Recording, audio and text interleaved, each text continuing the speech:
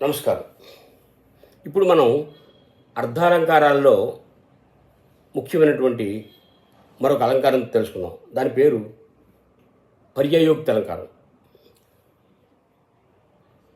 ఈ అలంకారం యొక్క లక్షణం ఏమిటో మనం ముందు గమనిద్దాం. పర్యాయోక్తంతు గమ్యస్య వచో భంగ్యంతరాశ్రయం. పర్యాయోక్తం అంటే చెప్పవలసిన విషయాన్ని తినగా కాకుండా వేరే మార్గంలో కనుక మనం చెప్తే దాన్ని పర్యాయోక్తం అంటాం. అంటే తిన్నగా కాకుండా సూటిగా కాకుండా వేరే మార్గంలో మనం సమాధానం చెప్తే దాన్ని పర్యాయోక్త అలంకారం అంటాం. ఉదాహరణ చూడండి. నమస్తస్వై కృతౌ ఏన ముధా రాహువధు కుచౌ.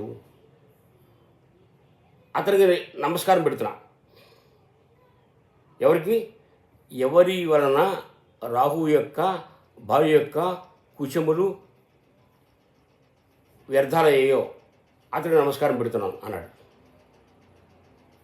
ఇది ఇంచుమించుగా డొంకదురుడు సమాధానమే.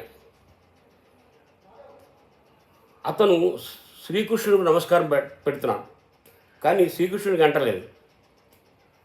ఎవరి వలన రాహు యొక్క భార్య యొక్క కుచములు వ్యర్థాలయ్యో అతని నమస్కారం అంటున్నాడు.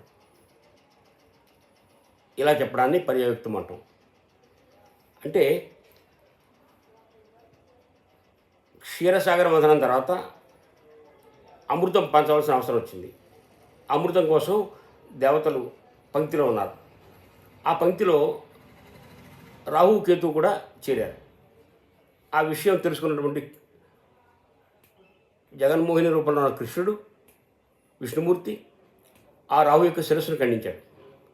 రాహు యొక్క శిరస్సు ఎప్పుడైతే ఖండించాడో రాహు మరణించాడు. రాహు మరణించగానే అతని భార్య యొక్క సౌందర్యం అంతా వ్యర్థమైంది. అందువల్ల అతనికి నమస్కారము. ఎవరికంటే ఎవరి వలన రాహు యొక్క భార్య యొక్క స్తనములు వ్యర్థాలయ్యో అతని నమస్కారం అని చెప్పవలసిన విషయాన్ని ఇంకొక మార్గంలో సూటిగా తినగా కాకుండా వేరే మార్గంలో చెప్తాడు. కాబట్టి ఇలా చెప్పడాన్ని పర్యాయోక్తి అంటారు. కాబట్టి పర్యాయోక్తం అంటే చెప్పవలసిన విషయాన్ని సూటిగా కాకుండా తిప్పి తిప్పి చెప్పడాన్ని పర్యాయోక్త అలంకారం అంటారు. దీనికి ఇంకో ఉదాహరణ కూడా ఉంది, అదేమిటో కూడా చూద్దాం. ఇంకో ఉదాహరణ ఏంటంటే పర్యాయోక్తం తదప్యాహు యద్వ్యాజేన ఇష్టసాధనం. పర్యాయోక్తం తదప్యాహు యత్ వ్యాజేన ఇష్టసాధనం అంటే ఒక వ్యాజ్యంతో, ఒక వంకతో ఇతరుల ప్రయోజనాన్ని సాధించినప్పుడు అది కూడా పర్యాయోక్తం అవుతుంది. ఇది ఒక వంకతో ఇతరుల యొక్క ప్రయోజనాన్ని మనం సాధించినప్పుడు అది కూడా పర్యాయోక్తం అవుతుంది. ఇతరుల యొక్క ప్రయోజనాన్ని సాధించాలనేటువంటి కోరికతో ఏదో ఒక మాట మాట్లాడతాం, ఆ మాట కూడా పర్యాయోక్తం అవుతుంది. ఇదేమిటో చూడండి.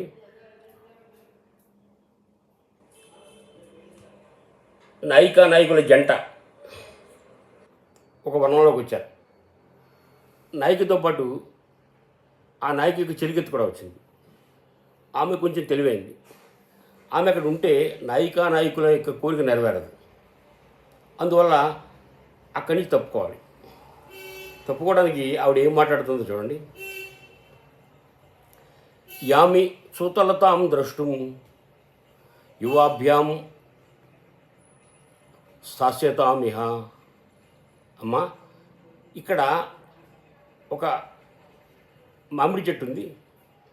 ఆ మామిడి చెట్టు చాలా బాగుంటుంది, దాన్ని చూడడానికి నేను వెళ్తున్నాను, మీరిద్దరూ మాత్రం ఇక్కడే ఉండండి అంటుంది.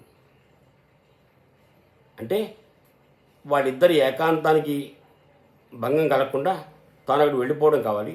ఆ వెళ్ళిపోవడానికి ఆవిడ ఏదో వంక వెతుకుతుంది. ఆ వంక ఏంటంటే అక్కడ ఒక చూతల ఉంది, దాన్ని చూడడానికి వెళ్తున్నానని చెప్తూ అక్కడి నుంచి ఆవిడ తప్పుకుందనమాట. ఇతరుల యొక్క ఇష్టాన్ని సాధించడానికి మాట్లాడే మాటను కూడా పర్యవేక్షిస్తూ ఉంటారు. చూడండి, యామి సుతలతాం ద్రష్టుం యువాభ్యాం స్థాస్యతామిహ. అమ్మ, నేను ఆ చూతలతను చూడడానికి యామ్మి వెళ్తున్నాను. యువాభ్యాం, మీరిద్దరూ స్థాస్యతామిహ, ఇక్కడే ఉండండి అని ఏ మాట అయితే మాట్లాడిందో అది కూడా పర్యాయుక్తికి ఒక ఉదాహరణ. కాబట్టి పర్యాయుక్త అలంకారం రెండు రకాలుగా ఉంటుంది. ఒక విషయాన్ని సూటిగా కాకుండా మరో విధంగా చెప్తే అది పర్యాయుక్తం. అలా కాకుండా ఇతరుల యొక్క ఇష్టాన్ని నెరవేర్చడానికి మనం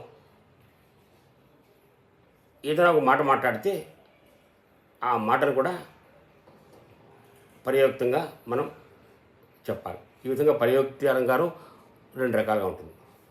నమస్కారం.